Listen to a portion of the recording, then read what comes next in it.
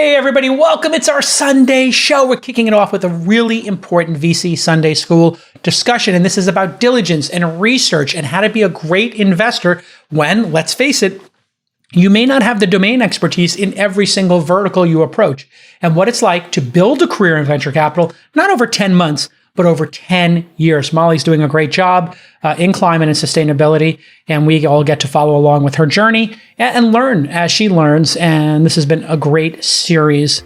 Of course, every Sunday we have This Week in Climate as well, and this time, Molly is interviewing the founder of a situational awareness company. It's an app that helps firefighters who are fighting these insane wildfires we're seeing, especially here in California, Northern California, where it seems like every summer we have to deal with these more and more intense fires. It's a really cool startup. Stick with us. It's going to be a great show. This Week in Startups is brought to you by UserTesting. With UserTesting, you'll understand it from your customer's perspective. By seeing how they interact with your products, apps, or messaging, get real-time feedback real fast. Put yourself in your customer's shoes. Visit usertesting.com/twist for a free trial. UserTesting, real human insight. OpenPhone. As a startup founder, a lot of mistakes are easy to roll back, but using your personal cell phone number as your company number isn't one of them. OpenPhone makes it easy to get business phone numbers for you and your team right on top of your existing devices. Visit openphone.com/twist to get 20% off your first 6 months. And Brave is an internet privacy company on a mission to protect your personal info online. Download Brave today at brave.com/twist to browse faster, search privately, and so much more, all in a single click. All right, Molly, here we are. It's July going into August.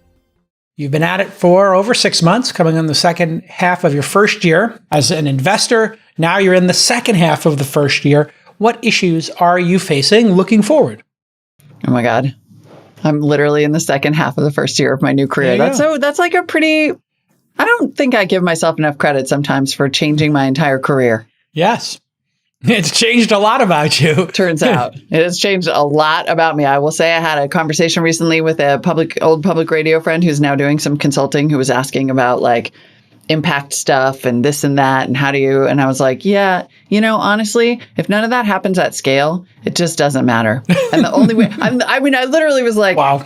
I like the cleanness. You free market monster. I am a monster. I don't even recognize myself anymore. Beast mode. Just capitalist beast mode. Well, no, we had this discussion. Somebody's like, oh my God, this startup is doing this incredible thing. They're going to save the whales and they're going to do this. I was like, okay, find me one company that's made nonprofit, whatever, in a commercial space that's had a positive outcome in terms of an exit. And there isn't a unicorn in the nonprofit space for a reason. Like I had to give the B Corp no, not that long ago. If it's the problem with the B Corp is you have great intention, but you've signaled to the market that you're not serious about throwing off earnings. If you're not throwing off earnings, there's no IPO that can happen. Even companies that are, quasi throwing off earnings or trying to throw off earnings, they're getting demolished. So you start looking at what is the exit potential here. It's an IPO, it's an acquisition. In either of those situations, that's 99% of exits. There are some secondary sales, of course, but they're usually precursors to those two, an exit or an IPO. If you don't have earnings, you don't have an IPO. If you don't have earnings, why would somebody buy your company if they don't have a path to earnings? The market is a voting mechanism. We're voting. And then eventually it's a weighing machine and it weighs your earnings. So that reality is the thing that people don't appreciate about how hard this job is. And I think once you get in it, you're like, oh my God, how am I going to get a return on this investment? The valuation's too high right now. I want the entrepreneur to be happy about their valuation, but there's no earnings. The path to this being a money printing machine is highly questionable. Like, how do we get there? How do we actually get a return? And the truth is, in 99 out of 100 companies you meet, there is no way to get a return. That's why this job is hard. You have to find, that breakout investment. It's not easy to find.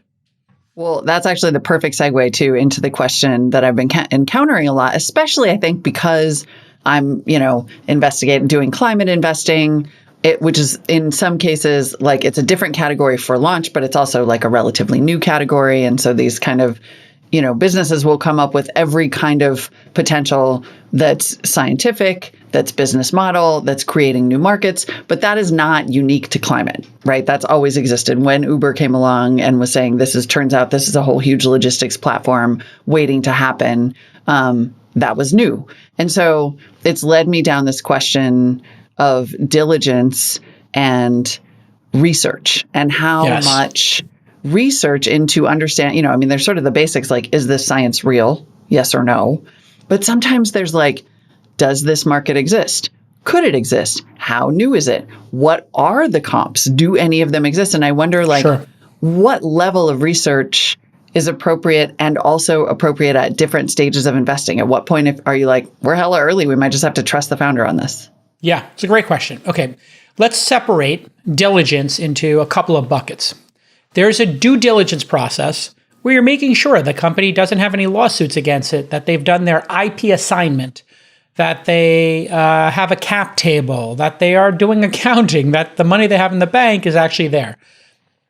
That can be done by any reasonably intelligent college graduate, non-college graduate who is focused and diligent. Usually there's a diligence folder. You open it up, you look at the things and the representations, and you're done. Those are all check boxes.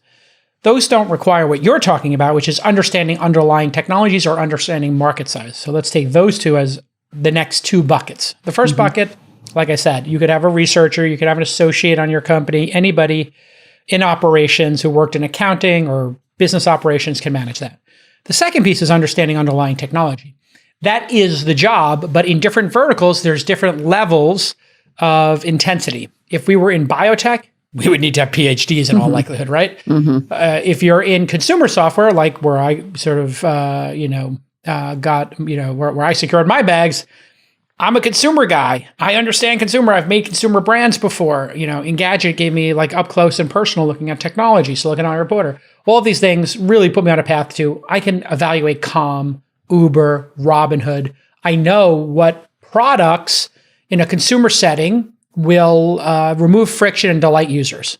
Also came from me working in the restaurant business and watching like what restaurants succeeded, which didn't. I know it sounds silly, but really the consumer experience is really what diligence there is about. So you use the product, and if after you've used 100 products, you actually can tell the difference between a world-class design, Robinhood, Calm, and Uber come to mind, and what is everything else, average design.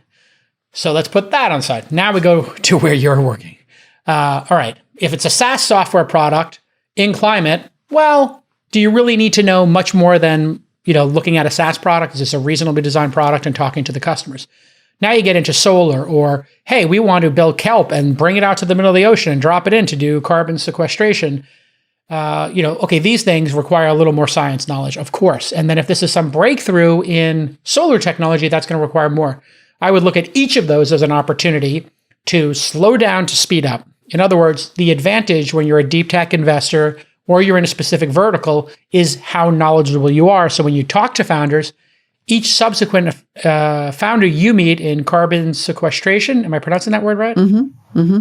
You're going to be 20% smarter, right? So that means every 3 or 4 people you talk to in the carbon space, you're going to have doubled your knowledge. They are literally teaching you. When you don't understand something, just like a journalist, hey, I'm not sure I understand that. Can you try one more time? Or reading a book on it, or watching some videos, etc. And then there's, of course, talking to experts. But outsourcing that is losing the opportunity for you to be a competitive investor with other folks. So my competitive advantage in consumer and SaaS is I understand these things so well, man, I can evaluate a really good product person faster than an average VC. And for climate, you'll need to do that as well. And I would say the difference is between somebody who works doing content at Huffington Post, no offense, if they're like rewriting the story from the Wall Street Journal or the information story. You know how like some people will just rewrite the work, but they didn't talk to 5 people to write the story. So the investigative journalist is like, okay, that's the most intense. They worked on a story for 3 months. Then there's like people who worked on stories for 2 weeks and 3 weeks, and they talked to a bunch of sources. And then there's commenting. So you and I will comment on a story here on This Week in Startups. Okay, easy peasy, lemon squeezy. We know what we're talking about, but we didn't do any primary research. But then when you did How We Survive, you actually went and visited places and did, 5 hours of interviews to get 20-minute episodes. 4 to 5 days of interviews, yeah. in some cases. So that's the equivalent here. Is Right. what that would be I was thinking about how to explain this analogy because we were talking about it offline. Yeah. I think that's how I would look at the analogy. And then how much smarter are you? Incredible. It's one of the reasons you got the job here and convinced me to go into this vertical. I was like, okay, well, she did do that course, that series. She does have deeper knowledge. So just keep pulling that string and become super deep is my best advice. User experience is critically important for you to make a great product. You need to experience what your customers experience, and you can do that best with user testing. Whether you're launching a new product, maybe a prototype, or you're doing just a simple marketing campaign, you're going to get video feedback straight from the people who you want to reach most, your customers and your potential customers. The User Testing Human Insights platform lets you understand it all from your customer's perspective, and it allows you to target the exact audience, ask any question, or request to perform a task. Really interesting, right? And most valuably, you get a window into their world. And unlike focus groups, which can take weeks or months to deliver results, user testing, you get your real reactions and you hear real opinions in real time. It's super fast. You're going to get responses in real time and at the speed your business demands. You can adjust your message, you can refine your UI, and you can understand exactly how people are responding to and interacting with your product, service, or brand. The results? Well, you feel what your customer feels, so you can build the best experience imaginable. So I want you to get a free trial. It's a free trial. You got nothing to lose. Visit usertesting.com/twist, usertesting.com/twist, real human insights. 100%. And to make this a little bit broader for people who are listening who aren't just in climate, I wonder, is there a point? I was thinking about Theranos. When we had this research conversation, I started thinking about what people do at various stages of VC. I know some climate investors who read all the white papers. I know others who are like, I'm taking a risk either way. Even if the science is real, the business could fail. So, or if you were early Theranos, at some point you were sort of trusting Elizabeth Holmes that the technology that had never existed before might be real. And then I was watching Super Pumped, and it was Bill Gurley having all these meetings and trying to deeply understand this whole concept of the logistics. And it was what does it change? The reason Bill Gurley dependent? I would think about having a prepared mind as a concept. Yeah. Bill Gurley always had this very prepared mind. He understood network effects from eBay, PayPal, other places, and then he thought for cabs and transportation there would be a network effect, and he actually sought out looking for an Uber. So once your mind starts to understand the framework enough, you're like, oh, there should be an opportunity here. Let me find a company. In fact, Andrew, Palmer Luckey's company, my belief is that came out of, at Founders Fund, they said somebody should be building weapons and weapon systems and defense systems, and they couldn't find a company, so they said, let's build one. And I think one of the folks at Founders Fund became the co-founder of Andrew because they couldn't find one, and they decided to try to make one happen. And so that's what the prepared mind and really understanding these things is. You're like, you know what should exist in the world? You should be able to, now that you have a phone with GPS on it, press a button and get a car. And then it's, okay, I'm going to evaluate all 5 of them and then figure out who I'm going to trust. With Elizabeth Holmes, such a great example, I would have come to it and said, okay, I'm a consumer. I will go take the blood test and I will get 5 other blood tests and I'll compare them and I'll bring them to a doctor. I'll take the logos off of them. I'll normalize the data and ask the doctor what they think is the best result. That's how I would have done my diligence in that. I literally would have gone. And in fact, there was a French guy who worked at Apple who was part of the reason that whole thing came apart. I forgot his name, Jean-Louis Gassier. I might be butchering it. He went and he did a blog post about this where he went and got his blood done at a clinic at Stanford and at Theranos, compared them, and then started emailing Elizabeth Holmes and other people at the company, say, why are these things so far off? So the whole situation with Theranos would have been avoided if every investor just went with their family and had 1 or 2 people in their company take a blood test and compared it to a regular blood test. Once it existed, though, right? That's a later stage thing. Yes, that you can do. And pre-product market, yes, you'd be taking a flyer. There's some faith, But then, taking the flyer was also kind of dumb because in biotech, it's not like you can teach yourself to be a PhD in biology, while your summers are off and you're a high school student. You can teach yourself to do HTML, You can teach yourself to make a video game or make an app. You can teach yourself React. You're not teaching yourself something, like that. Yeah. So, I think in some ways this is arguing for a thesis. Having a which thesis so is far great. I have not had specifically as a climate investor, but I have had these buckets that I tell people I'm good at. And ironically, one of them really is consumer. I'm like the last person who thinks consumers have a huge role to play in addressing climate, right? And creating behaviors that trickle down into markets that become really valuable. Consumer and SaaS seem to me to be two vectors in the climate sustainability space that are going to be very attractive to a large number of founders, and they're going to build a lot of stuff there. And so it's a great way to learn. So then if you're looking at deep tech, you might want to sit back on deep tech, learn about it, wait for the product to come out, and then that would be a good entry point. Unless you build enough understanding of carbon sequestration that you could say, you know what?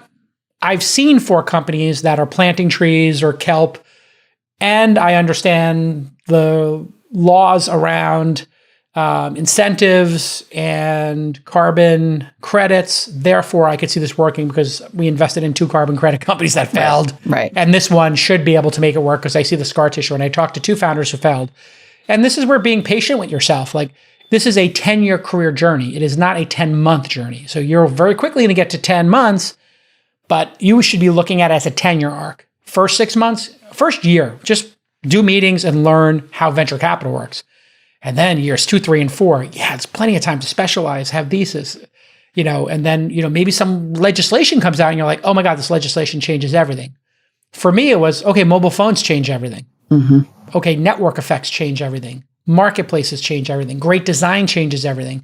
Consumer subscription changes everything. I had this little toolkit that started building, and the theme started building in my mind. And I said, okay, get me 5 more companies that have consumer subscriptions besides Comp, Steezy, Fitbod, Tonebase, Musician. We found a bunch of other ones, Fluent Forever. And I was like, okay, let's make 5 more investments in consumer subscription and see what happens. Okay, SaaS worked. Great. Give me 5 more SaaS companies. Boom. So you get the idea. You'll figure out a couple of these theses. You figure out a couple of thesi. Yeah, theses, I think. Theses. You find a couple of theses and you double click on them and see how far they go. Some of them will be dead ends. Some of them will be, literally you'll be going over the rainbow and there'll be 100 pots of gold there. And you're like, how many pots can I carry back to the ship? There's just, SaaS was like that. It was like, how many SaaS companies can I invest in? How many consumer subscription companies can I invest in? All of these seem to be working. Oh, we did consumer packaged goods. Okay, almost none of these are working. Great. You just have to, have a theory, pursue it, and then monitor it. And if it doesn't work, great. It's like finding a dead end. And you're like, okay, this leads to Antarctica. There's nothing here for us. Oh, this leads to the New World. Oh, this leads to South America, Africa, India. These are great destinations. We can do trade here. Let's pursue those. Let's make this route work. So you find them. You find those grooves. And diligence is part of that. Research is part of it. And it's all part of personal growth, right? And what a great job. You do a story, and then the outcome is placing a bet that could change the world. Whereas in our jobs as journalists, we do a story, and then people are smarter and they love us. Right. You just throw it out there and you hope for the best. Awesome. High fives, everybody. We all got a little smarter. It's a valid pursuit, but it's totally different than placing a bet. So Action. All right. I'll let you go. Action. Actually, it's funny because this is the perfect segue to This Week in Climate Startups in the interview that I did with Sud's Sridharan, who joined to talk about his wildfire intelligence company, Fion Technologies. And what's interesting about this is that he describes how he was like, I really want to build a startup with impact, with positive intent for the world that makes a ton of money. And he literally evaluated the big industrial opportunities that exist in the United States, broke it down, like which ones are the highest growth, which one is the most addressable, and came up with climate and then wildfire specifically. And they're building this software platform to predict and detect fires and also just give firefighters on the ground the tools to actually track and fight them and track each other, which incredibly currently do not really exist. They have to use Strava and text each other and stuff. Situational awareness for firefighters is everything. You got to know where the fire is. You got to know where your brothers and sisters are, and you need to get out of there. alive, and this is like mission critical, and nobody's built it. So great job, and I can't wait to hear more about Fion. All right, everybody, on the phone today is OpenPhone's founder, Darina Kulya. Welcome to the program, Darina. Thanks, Jason. Great to be here. Now, what mistakes do most founders make with phone numbers in their startups? Great question. First one is they use their personal phone number for their business. And it's an easy mistake to make because you don't necessarily think about it much. You incorporate your company, you put your phone number, there's all these forms you fill out. It very quickly goes from being your personal number to being the number for the company. And when that happens, there are all these data aggregators and all kinds of services that take your number and put it everywhere. Yeah. Suddenly now there is this uptick in spam text messages. It's the worst. Yeah, and people just wonder, like, how are others getting my number? Well, let me tell you, you put it in different places and it kind of snowballed from there. So that's the first mistake. Yes. The second, which is initially as a founder, you're the salesperson. You're the only sales rep. And then you hire a first sales rep. And sometimes founders let that person use their personal phone number. Oh, no. That number, the data, everything that happens is just fully belongs to the sales rep. And if that person leaves, you lose the entire history with your customers. Yeah. And then what if that sales executive goes to a competitor? Exactly. Yep. Okay, everybody, Twist listeners can get 20% off any plan for their first 6 months at OpenPhone. Just go to openphone.com/twist. If you got an existing number, they'll port it right over for free. Head to OpenPhone.com/twist today for 20% off. Suds, thanks for coming on This Week in Climate Startups. Tell me what you're working on. Yeah, thanks for having me, Molly. So at Fion, we built software for the entire life cycle of a wildfire. We're starting with a government focus, but we'll eventually expand into servicing all stakeholders affected by wildfires. So think of insurance companies, farmers, private property owners, and residents in wildfire zones, and utility companies, and anybody else. Our goal is to service all of them. Right now, we're focused on building software for wildland firefighters once a fire has started. So from the time a fire is declared active to the time it's controlled. When I think of dealing with fire, I definitely think of like water or digging trenches. Like, what is the problem of wildfire fighting that software can solve? Basically, when we first started the company, it was based on the idea that, you can use satellite imagery, you can use machine learning models, you can identify areas at risk for wildfires, or you can, once you detect them, you can tell them where it's going to go and they can take all these actions.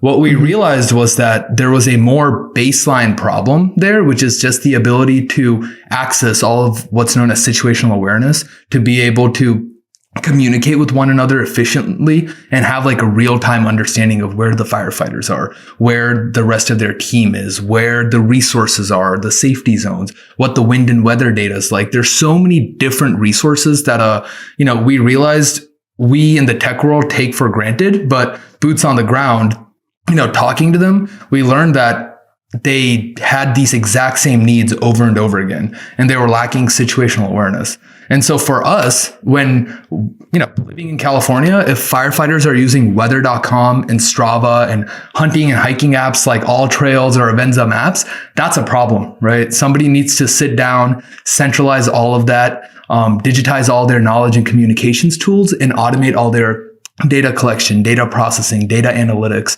And so what we rarely saw was an opportunity to, one, have a really deep impact on wildland firefighting, and two, build this operating system so that anytime that they're on the fire ground, they're either using Fion's technology or they're picking up a hose to fight a fire. Does that answer your question? Yeah, that's outstanding. How hard is it to pull together and digitize all that data? So it's, we have a meteorologist on staff. We've got several, NOAA does the National Oceanic Atmosphere Association, agency. They do a great job of aggregating a lot of this data in the first place. It's more right now a matter of actually disseminating it and making sure it gets into the right people's hands.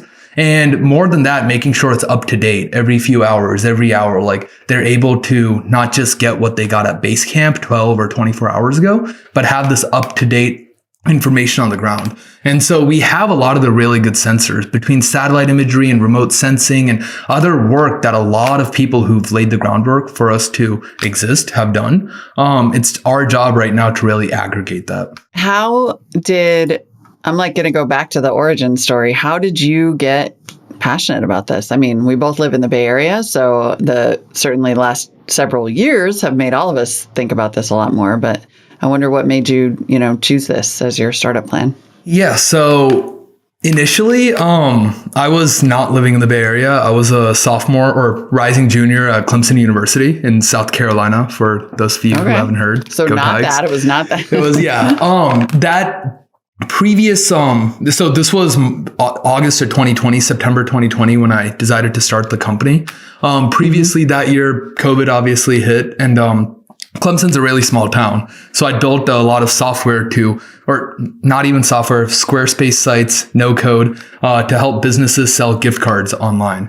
That grew to over 1,300 businesses in 5 weeks. And it was completely not for profit. Over 30 people from the Clemson community really got together to help make that a real success. And, the SEC shut us down because we didn't have any of the payment compliance rules or like any of the know your customer things in place.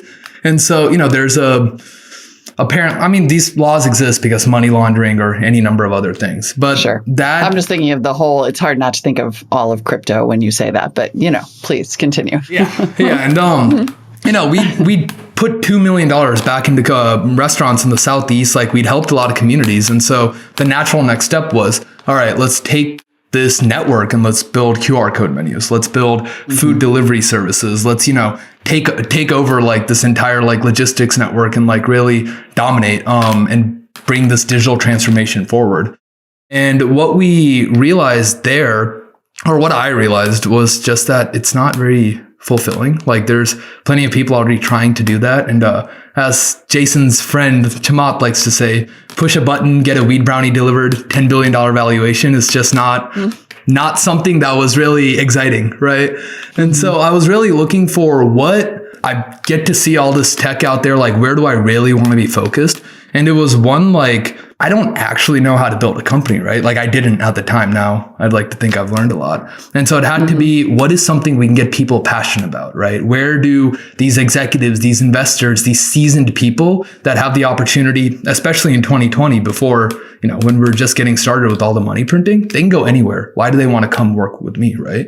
And so it had to be something mission driven. Second, I finally got to see what fast, like, hypergrowth looked like when we went from 7 businesses in Clemson to 1,300 across the Southeast in 5 days or 5 weeks. And so it was like, how do I get that again, right? And you need a large market. You need like something where it's $1 trillion+, something where tech hasn't really penetrated. That was the key takeaway.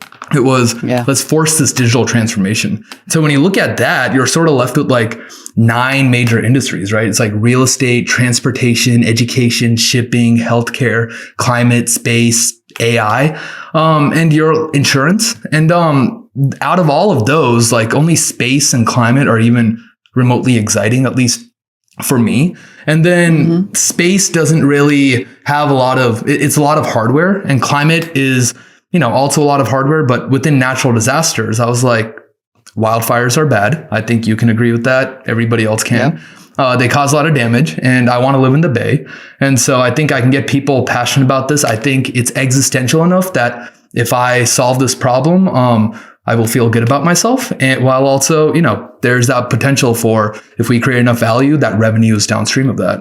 And so it just was a very logical step-by-step thing of like, let's build tech for fires. And obviously AI, like machine learning, I just think that is the future. That's everything will be automated. And so it was like, let's build something at the intersection of AI and wildfires. And so the first iteration of the company was an intelligence platform where we took satellite-based imagery and built software for the life cycle of a fire. So it was, here's where a fire is going to start. Here's what to do about it.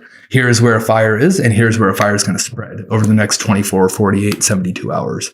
And that just didn't have that market potential, at least then. And so we had to really pivot to, where can we make the most impact, which is how we, after a lot of customer discovery, arrived at building Fion maps. And then tell me a little more about specifically what the maps do and why that ended up being the kind of like the better option. Yeah. So this is like after a fire has started. Well, you tell me. Yeah. So I like to, when I meet people, they're like, what do? I just tell them I build a map in an app, right? Like that is basically what we do. It's right now, firefighters, they have to, if they want to know where they are on a map, they have to first download their operational map, or they have to download the entire region that they're going to be fighting the fire in onto one of their hiking apps. And then they get to track themselves offline, right? And then if they want to know where their team is, they have to use radios, right? They're using $5,000 radios that Nokia manufactures for $28. And they call each other. They say, hey, what are your coordinates? And, they're looking it up on one of their apps, or they're looking it up in one of their, like these manual hardware devices, where it should be as easy as, here, let me just send you over AirDrop or over Bluetooth or over offline mesh network, or, 70% of wildfires happen in places with cell service. Let me just send you my location, right? And so that's... And there's no standard. So what you're saying is there's literally no standard app. Like that just seems impossible to imagine that they don't have some fancy firefighter app that everybody uses. Yeah, I guess now they do. It's Fion. Yeah, it is. The hope is, by the end of this fire season, we'll have about 30% of the entire wildland firefighting market using us. But yes, right now, what I'm telling you is, and what we've heard is that there just isn't a standardized app that is solving all these problems. And I'll tell you the reason why, before we go back to what exactly is the app, is in 2016 or 2010 is when California first really started getting into a drought, right? And then over the next progressive 5, 6, 7 years, fires went from something where the saying was, make it rain money until it stops, to then it was like, oh, this is one aberrant year. Then, oh, it's, this is just a little, these fires that are happening all over the place are not really anything to be worried about. And then by like 2018, 2019, it was like, okay, something needs to happen. And then by 2020, when I started, it was like, okay, we're ready, right? Like public sector, just by virtue of how big and, large it is, it moves a little bit slower, but wildfires are only getting worse and they're growing a lot faster, and firefighters just don't have enough tech. And so that's really where they and through no fault of their own, just got caught flat-footed, right? Strava and weather.com and Avenza Maps worked for their initial use case, but now you need much more complex tech, and that's really where we hope Fion is able to rise to the challenge. Gotcha. User privacy is one of the biggest topics in tech right now, and if you care about your privacy, you need to use Brave. Brave is an amazing browser that shields you from ads, trackers, and other creepy stuff that follows you across the web. Well, how do you protect against that? They have 3 core products at Brave: the core browser, an incredible search engine, and its browser-native crypto wallet. The Brave browser has over 60 million users today and thousands of daily downloads. And it's built on Chromium, which is the open source Chrome project. So you're going to be familiar with it. All your favorite Chrome extensions are going to work in Brave, but it's 3 times faster than Chrome. Why? Because Brave doesn't bog you down with all those ads and cookies and trackers. You can import your bookmarks, you can import your passwords, all your settings from Chrome are going to move over to Brave with one quick click. And it doesn't track your website visits, searches, or your clicks. I had Brave's co-founder, Brendan Eich, on the program. He created JavaScript, he co-founded the Mozilla Firefox Foundation, and he was a technical lead at Netscape, huh? He's got a pretty great track record, and Brave is becoming quite a phenomenon out there. I want you to just try Brave Search. It's truly private and an independent search engine. Go download Brave today. Brave, BRAVE.com, great domain name, /twist. Brave.com/twist to browse faster, search privately, and do so much more, all in a single click. Sorry, I derailed us. Keep telling me what the app does then. Yeah, so the core is, it's a map. Based off of that, the next step is, what's the wind data? What's the weather data? What is all this GIS information that you need to know? So that way, if you're fighting a fire, you can figure out, is it going to go north? Is it going to go west? Like, where's the wind taking it, right? And so we provide all those wind forecasts. We provide all that weather data for them. Third is there's something known as it's the IRPG, Incident Resource Planning Guide, right? They carry around this book. It's about 270 pages long, and it's all of their like what to do in any given situation. It weighs a couple pounds. They put it in their pack. All 30,000 wildland firefighters have to carry this around. Why is this not digitized and easily searchable? Well, it is, but that's another app you have to go to. That's another site you have to download. And most people just don't have that, it's not they don't have the ability to context switch. It's another thing to have to keep track of. So they just carry the book with them. So we digitize that. There are a bunch of other resources that will be turning to PDFs and making easily searchable over time. And then the most important part of our map or of our app right now is the ability to, instead of right now, the existing workflow is there's a fire. It moves up the incident command system, which is a standardized flow for public safety. Which basically goes, if X happens, then do this. If this happens, then bring in these people. And as the fire gets larger, you escalate up higher and higher up the ICS system. And so right now, as these fires get to these federal levels, they're bringing in people. They'll have base camps. They'll have all these whiteboarding sessions, and they'll send out their IAPs, which are incident action plans. And there's all this documentation, but most of it is concentrated to pen and paper, or it's concentrated to, here's a projector screen of a map, and here is, us drawing on Sharpie, or like moving pieces around a like physical board. And so then take a picture of it, right? Here's where a safety zone is, but just, try to like take a picture and remember where it is on a map. And so we basically allowed them to post geotagged photos in the form of annotations that are recognized by the incident command system. So they have 13 different annotations for all these different types of things they may see. And we let them add a photo to it. We let them add notes. We let them geotag it with the exact coordinates, latitude, longitude, etc. And we let them share it with the rest of their crew. And then after that, we let them, for Strava, right? Like, why are they using a running app? They need to be able to track their steps. They need to know, hey, this is the perimeter of the fire. I'll get in my engine and drive around it. Or they need to know, this is how the exact coordinates of this lake or of this area that's been damaged. And so like they'll turn on their track GPS on Strava and they'll just start driving around an area. And so we built that really quickly into the app. And then one feature that nobody else really has that we have heard a lot of really good things about is our free draw feature. And, can you believe this? There isn't anything out there that just lets you doodle on a map and say, hey, here is this thing or that thing. And so, we took all this tech and sort of put it together after listening to them talk about, hey, we need this, we need that. And most importantly, we let them save each of these individual maps as their own fire map, and those can be easily shared with each other. And over time, as we just launched our MVP into closed pilots. And so over time, before we launch broadly to the entire like firefighting market, we'll definitely be adding in more like complex features. What kind of devices will they use this on? Like, is it a big old ruggedized tablet? I mean, I'm assuming it works on phones, but I wonder, like, what's the best way to interact with this? Yeah, so we built this we talked to everyone, hey, what devices do you use? What device do you have? Where are you using Avenza Maps on or Onyx on? And it's, they have an Android phone or an iPhone. Normally they have work issued iPhones. And so, we just made sure, okay, is this the fastest way to get to market? Yes. So we'll make it iOS compatible first. And we built everything in React Native. So with a couple tweaks, we can immediately push this to Android once we validated that this is in fact what the market needs.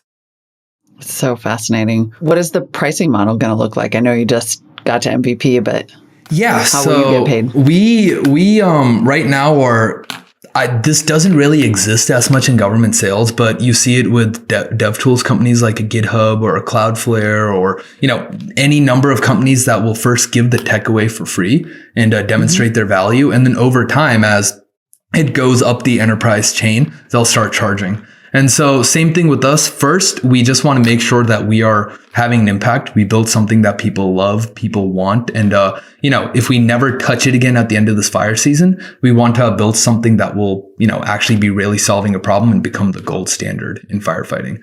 And so step one is getting that market penetration. Step two is, and really how I think about, charging in a way that is not predatory or not taking advantage of them, but actually like helping them continue to build on our theme of like digitizing and automating all their tools, is there's 5 pillars to the control to the ICS system, and that's command, logistics, operations, planning, and finance.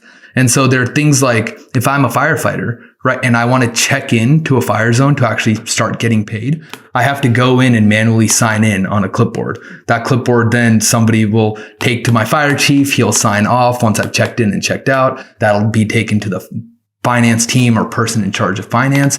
And then they will, do their thing and digitize that and run that through to ADP, which is like their payroll, payroll processor. And so it's like, is that something where we'd be creating value if we, made a digital check-in, check-out and automated that whole process? Yes. And is that something where it's not actually immediately having impact on firefighting? Yeah. So can we like feel good about charging for that while also like, not removing any core features from the product? Yeah. So it'll be things like charging on a per seat basis, charging for firefighters for the extra services that we're adding on as bolts to the core app. And so we would like to turn on that monetization engine at the end of this fire season once we've gotten market share. So we can show, hey, look, we've created value. We've shown we can take in your feedback and move fast. And here's our product roadmap based on what we've heard from all these different people.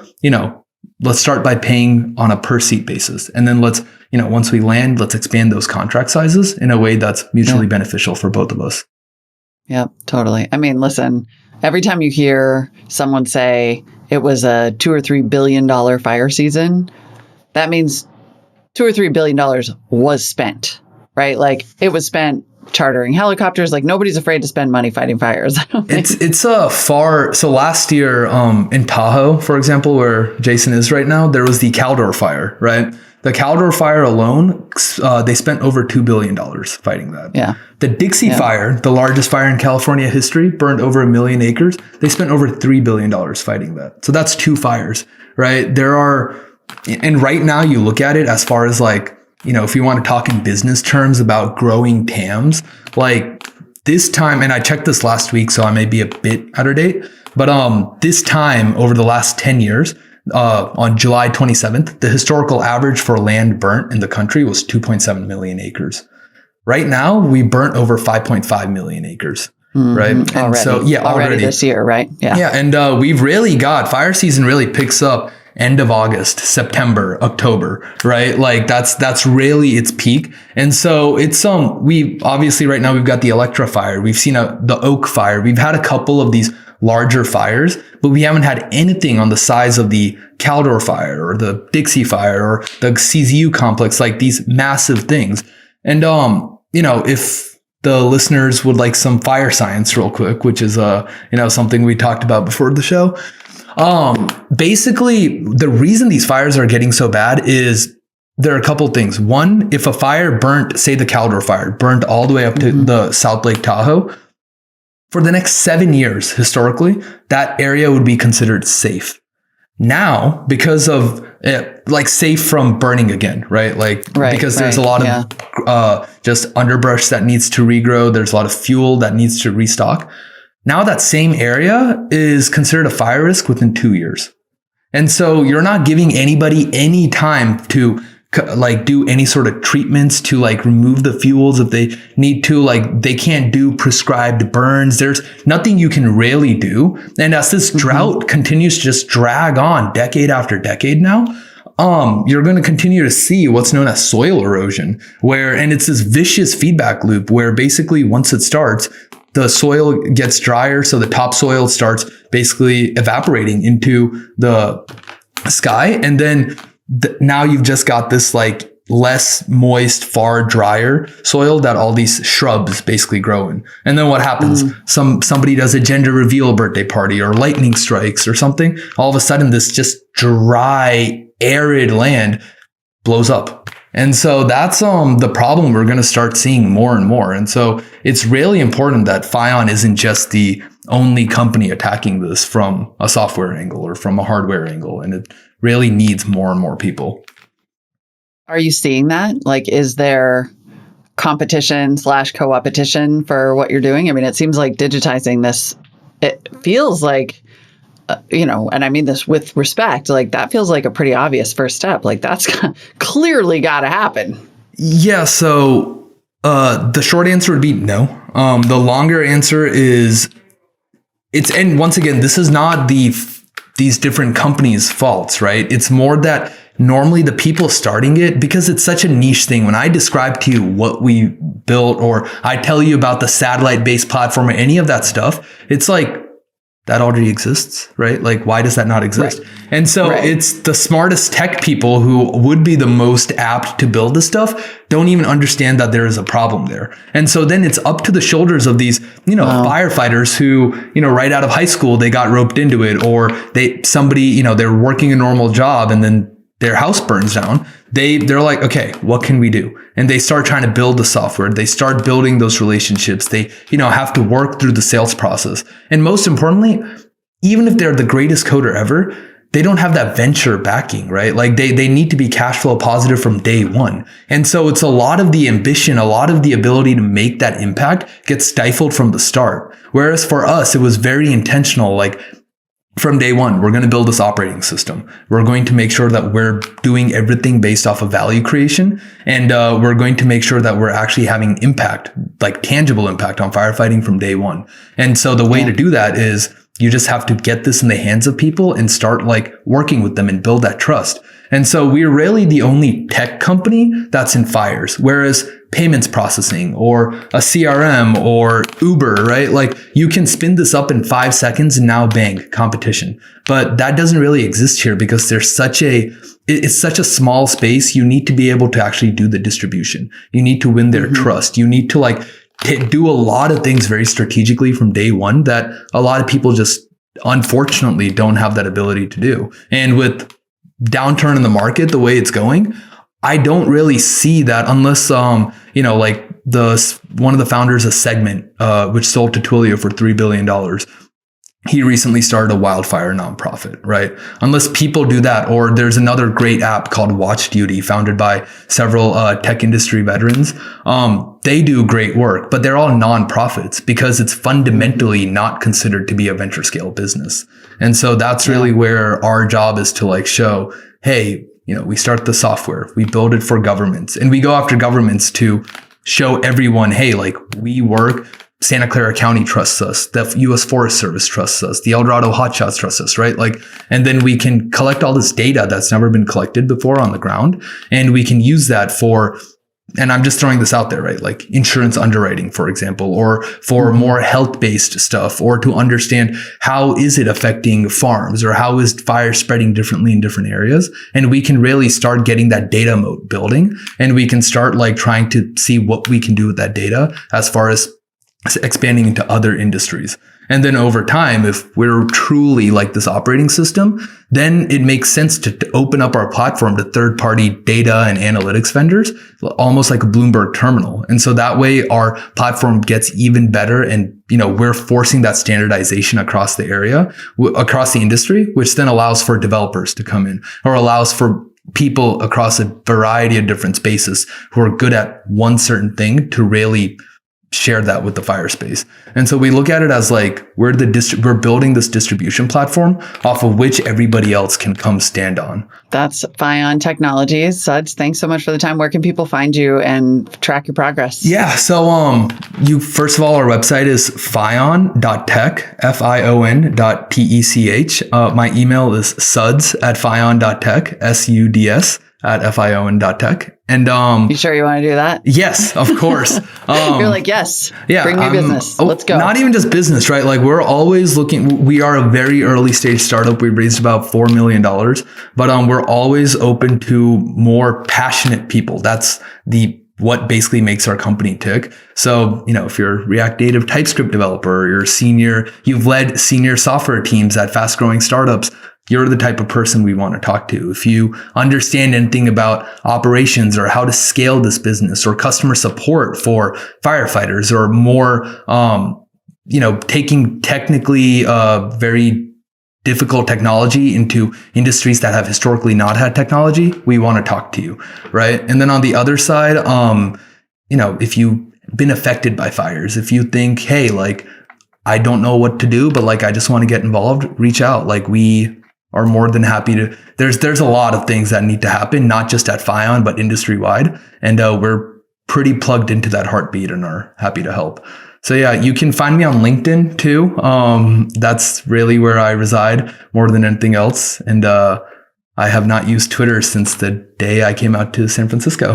Oh my God, no wonder you're in such a good mood. That's genius. That was genius of you. Thank you so much for the time. We really appreciate it. Thank you so much, Molly. Actually, before I even I'd stopped, but even as you were talking, I just wanted to ask you about what has it been like talking to all of these people in this industry? Like, have you gone out to active fires to sort of get that boots on the ground view of like what people need and what's missing? So yeah, I have been on these fire grounds. A lot of why I started Fion and why I had a lot of health problems, like stress related, purely from trying to be 20 running Fion and a lot of other stuff. But the main reason I continued to do it and my resolve has like really solidified is the same reason why like I started that gift cards site for the restaurants, right? Like, you do it for 1 or 2 or 3 people, like that's cool. But like over time, you get to hear these stories. You have mayors calling you up like, hey, thanks for keeping our entire city online, like for our restaurants, right? And it's the same feeling when you're out in the fire zone and you're looking at this and it's like, oh, wow, this is like, I could never pick up a hose. Like, I'm 6'6", I'm like, I work out every day, all that, but like, it's just scary. Like, that's not something where I can go help, but it's like you feel obligated, like, where can I provide that leverage? Where can I like really try to put my skills to use? And for me as a non-technical founder, it's more like I can rally people together to like really get them to try to first niche down to this one thing and solve that and then go from there. Love it. All right. Thanks for joining us. What an amazing week. Thank you to Molly, Deirdre Bosa, Debo, and Alex Wilhelm for filling in for me when I was on the river. Tune in next week. We're going to have an amazing roundtable with 2 of the major players in the real estate market. And of course, we're going to cover all the crazy things happening in tech. Tons of earnings are coming out. And I'm going to make a ton of J trades. If you want to follow the J trades, just use the hashtag JTrading or JTrade, or use both. And we'll follow you and tell us what you think of the stocks I'm trading. I'm trying to become a great public market investor so that I can have both public and private knowledge. And I think they'll help me be a better investor and capital allocator if I do both of those things well. Thanks for listening, everybody. Follow me. I'm at Jason. Follow the show, TWI Startups. And of course, follow Molly Wood. She's at Molly Wood on Twitter. And join our little startup groups. There's a Twitter startup group. There's a Slack group. You can find them. Follow the @This Week in Startups Twitter account. All the links are there. And we'll see you next time. Bye-bye.